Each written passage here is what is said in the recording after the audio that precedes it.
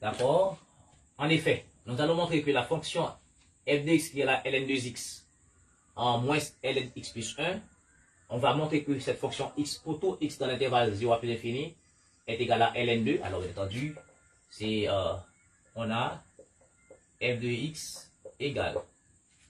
D'accord? Égale. Eh bien, en effet, f de x est quoi? On veut montrer que f de x c'est ça. f de x c'est ln2x moins ln x plus 1. Ici, là, on a une propriété sur ln de produit. D'accord? On a ln de produit. C'est comme si là, je peux dire f de x égale à ln2 multiplié par x. D'accord? Moins ln x plus 1. Or, ln AB, d'accord? Quand on a ln AB, ça fait ln A plus ln B avec A positif et B positif. D'accord? Voilà. Et bien pour cela, f de x écrit ln2 plus lnx moins lnx plus 1. Du coup, j'ai ln2 qu'on a demandé ici. J'ai déjà ln2 qu'on a demandé ici. Maintenant, j'ai lnx moins lnx plus 1 qui doit me donner ça. Donc, rapidement, il y a une autre propriété qui dit quand on a lna moins lnb, ça fait lna sur b. OK? Toujours avec a et b positif. Donc, f de x égale ln2 moins, maintenant, a c'est x, moins, d'accord, alors bien entendu, c'est plus ln, a maintenant c'est x, et puis b c'est x plus 1. Et voilà ce qu'il fallait démontrer. Donc, étudions, d'accord, étudions les variations, d'accord, de f sur l'intervalle i. Ça veut dire, l'intervalle i c'est 0 à plus l'infini. Et bien dans ce cas, qu'est-ce qu'on fait? Ici, la fonction f c'est ça. On va étudier les variations. Donc assurément, il faut penser à la dérivée de f. Donc, f est donc dérivable. F est donc dérivable sur i, parce que ici, f est défini si 0 à plus l'infini. Dans ce cas, on peut calculer la dérivée de f. Calcul, n'est-ce pas, de f' de x. OK? Et dans ce cas, ici, on peut faire ici, on peut faire ici, mais c'est plus facile ici. Donc, la dérivée me donne quoi? La dérivée de la fonction f me donne quoi? Maintenant, ici, nous avons ln2x. Donc, ça doit nous faire penser à lnu. lnu, la dérivée fait u' sur u. À remarquer, u c'est 2x. La dérivée de 2x, ça fait 2. Donc, ça va faire 2 sur u' sur u. Ça va sur 2x. Et puis, moins. Ici encore, lnu, c'est x plus 1. D'accord? Eh bien, la dérivée de x plus 1, ça fait 1. Donc, ça fait 1 sur x plus 1. Vous voyez? Ce qui me donne rapidement ici. D'accord? Ce qui fait ici 2 sur 2, ça fait 1. Ça fait 1 sur x moins, d'accord, 1 sur x plus 1. Donc, la dérivée fait quoi? Donc, dès le commun, c'est x facteur de x plus 1. D'accord? Alors, tout ça, d'accord, x facteur de x plus 1 divisé par x, il va rester x plus 1, 1 par 1, ça fait x plus 1. Et tout ceci là, divisé par x plus 1, il va rester x. Donc, x fois 1, ça fait moins x. Donc, tout ceci nous conduit à f' de x égale a1 d'accord, sur x facteur de x plus 1. Donc, voici donc la fonction dérivée, d'accord, de la fonction f ici, maintenant, toujours sur l'intervalle i. Dérivée, signe, d'accord, de la dérivée f' de x. Comment étudier les signes de la dérivée? A bien remarqué ici, la fonction x est dans l'intervalle 0 à plus l'infini. Ça veut dire x est positif. Donc x étant dans l'intervalle 0 à plus l'infini, ça veut dire x est strictement positif. D'accord? D'autant plus que x plus 1 aussi est strictement positif. Donc tout ceci nous montre que x facteur de x plus 1 est strictement positif. Maintenant, 1 est déjà positif, donc on peut déduire que rapidement que donc le rapport 1 sur x facteur de x plus 1, d'accord, est strictement positif car 1 est positif. Donc f' de x, d'accord, est strictement positif. Donc, f' de x est positif, ce qui montre que f est strictement croissante. Donc f est strictement croissante. F est strictement croissante. Voilà. Dit de trouver, d'accord, trouvons les limites de f. Alors, les limites de f, n'est-ce pas, sur son domaine de définition. Mais le domaine c'est 0 à plus l'infini, d'accord? Le domaine c'est 0 à plus l'infini, ça veut dire quoi? Lim, d'abord, lim f quand x tend vers 0.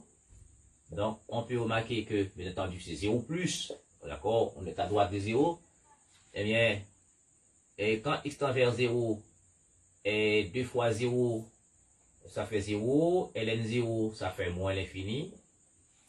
D'accord? Et puis ici, et on a 0 ici. 0, vous êtes d'accord? 0, ln 1, ça fait 0. Donc ici, on a moins 0. Donc tout ceci là nous donne lim f. Quand x tend vers 0 plus, ça fait moins l'infini. Donc, x égale à 0 est une asymptote verticale. D'accord? Ça fait une asymptote verticale. Ok? Maintenant, on va faire la limite en plus l'infini. D'accord? Lim f en plus l'infini. D'accord? Lim f quand x tend vers plus l'infini. Rappelez-vous que il y avait une autre expression de la fonction f. La fonction f se présentait aussi après démonstration tout à l'heure, c'était ln2 plus ln x sur x plus 1. Donc, en plus l'infini, on peut utiliser ça. Sinon, si vous faites en plus l'infini là, vous allez avoir une forme indéterminée. Ok? Maintenant, ln2 en plus l'infini, x sur x plus 1, la limite de ce rapport en plus l'infini, c'est la limite du rapport des termes du plus haut degré du numérateur et du dénominateur. Ça va faire x sur x, ça va faire 1. Et puis ln1, ça fait 0. Donc cela veut dire que ici, ça va faire limite de ln2 plus ln x sur x plus 1. D'accord? Quand x tend vers plus l'infini. Donc tout ceci nous donne ln2 parce que ici je vais avoir ln1 c'est 0, donc ça fait ln2. Ok? Donc on en déduit, d'accord, on en déduit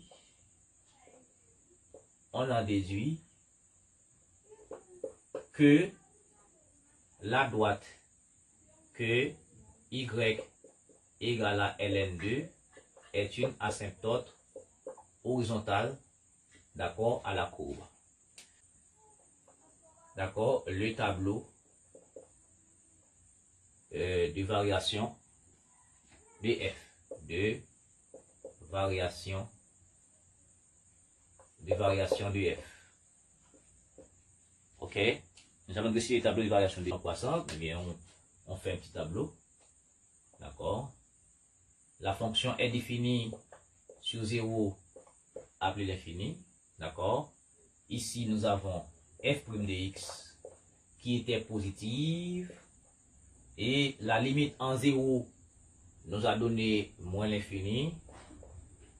Et la limite en plus l'infini nous donne ln2. D'accord? Donc la fonction ici est strictement croissante. On vous dit de trouver déterminant, d'accord, l'intersection de la courbe f avec l'axe, d'accord, avec l'axe OI. Ok, avec, ça veut dire OI, c'est l'axe des abscisses. Voyez, OI c'est l'axe, mais oui c'est ça, avec l'axe OI, donc c'est l'axe des abscisses. Dans ce cas, eh bien, pour déterminer l'intersection de la courbe avec l'axe des abscisses, nécessairement Y, d'accord, égale à 0. D'accord, l'intersection, donc, ou bien je veux dire la courbe C de F coupe, je veux dire, d'accord, l'axe OI, d'accord, lorsque Y égale à 0. D'accord, lorsque Y égale à 0. Eh bien, dire que Y égale à 0, c'est quoi? C'est dire que la fonction f ici égale à 0. Donc, Y égale à 0 signifie que, donc, ln de x moins ln x plus 1 égale à 0. D'accord? Donc, cela veut dire que ln de x égale à ln x plus 1. Donc, par bijectivité, 2x égale à x plus 1. Donc, ce qui montre que x, d'accord, ce qui montre que x égale à 1. D'accord, on transpose x, ça fait 2x moins x. Donc, ce qui fait x, donc x égale à 1. Donc, nous avons un point d'intersection que j'appelle A, de coordonnées 1, pendant que y reste égal à 0.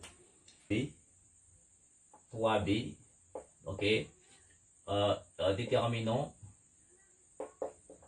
déterminons une équation de la tangente, d'accord, de la tangente t, d'accord, de la tangente t, d'accord, AC à la courbe CF, d'accord, au point d'abscisse, d'accord, d'abscisse x0 égale à 1. Ça veut dire le 1 que je viens de trouver ici. Eh bien, l'équation de t est de la forme y moins y0, ou bien y égale à a facteur de x moins x0 plus y0, ou bien vous faites la différence y moins y0, bon, voilà. Avec bien entendu y0 égale à f de x0 qui est égal à f de 1. Donc f de 1, vous êtes d'accord que f de 1, nous allons remplacer par 1 ici, ça fait 2 fois 1, 2, ln2, ça fait ln2, 1 plus 1, ça fait 2, ça fait moins ln2. Donc ça veut dire que f de 1 égale à 0. Et ici, A c'est la pente, c'est f' de x0, ça fait f' de 1.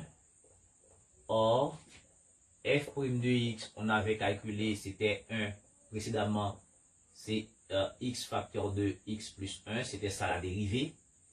Il suffit de remplacer. Cela veut dire que ici, f' de 1 égale à 1 demi.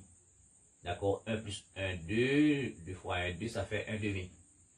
D'où l'équation de la tangente, c'est y égale à a, qui est la pente 1 demi, facteur de x, moins x0, ce qui est 1, et y0, ça fait 0. Donc, voici donc l'équation de la tangente. Donc, d'où t, c'est a pour forme, d'accord, y, facteur de ça. Ok? Donc, je prends 3C, on vous dit de traçons, d'accord, traçons T et C. C, c'est la courbe CF. Bon, rapidement, je mets le petit tableau de variation pour vous ici. Le petit tableau de variation, ici, ça fait X, 0, avec l'infini. Ici, on a 1, parce que ici, on a trouvé un point d'intersection, d'accord, avec Y. Bon, pas la peine de passer au point d'intersection avec l'axe des abscisses, parce que, avec l'axe des Y, d'accord, parce que X est secteur positif. D'accord, X ne saurait être égal à 0. Ok, maintenant, ici, on a f' de x. On a f' de x, la fonction était positive, alors croissante, pardon. Et puis la limite en 0, ça nous a donné moins l'infini. Et ici, quand x tend vers 1, en 1, d'accord, y est égal à 0. Et puis ici, en plus l'infini, on avait, ok, il y a quelque chose, voilà. Ici, ça fait ln2. Ça fait ln2, ok. Est-ce que c'est clair? Non, je peux retirer ça. Donc, ça fait ln2. Voici donc le tableau de variation.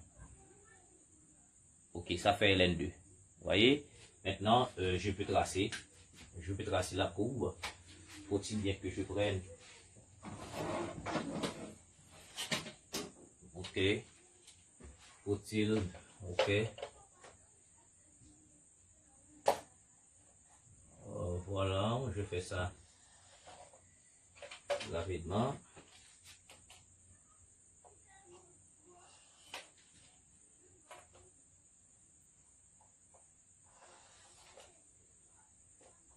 Ok.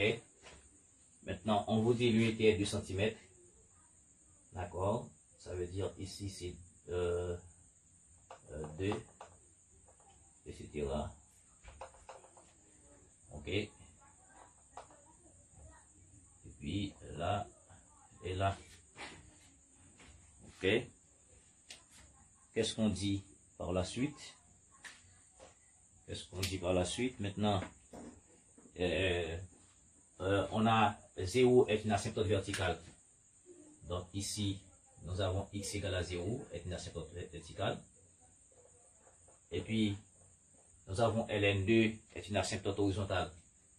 D'accord? ln2, c'est 0,69, ce qui est légèrement supérieur, d'accord, à 0,5 qui se trouve au milieu de 1 ici.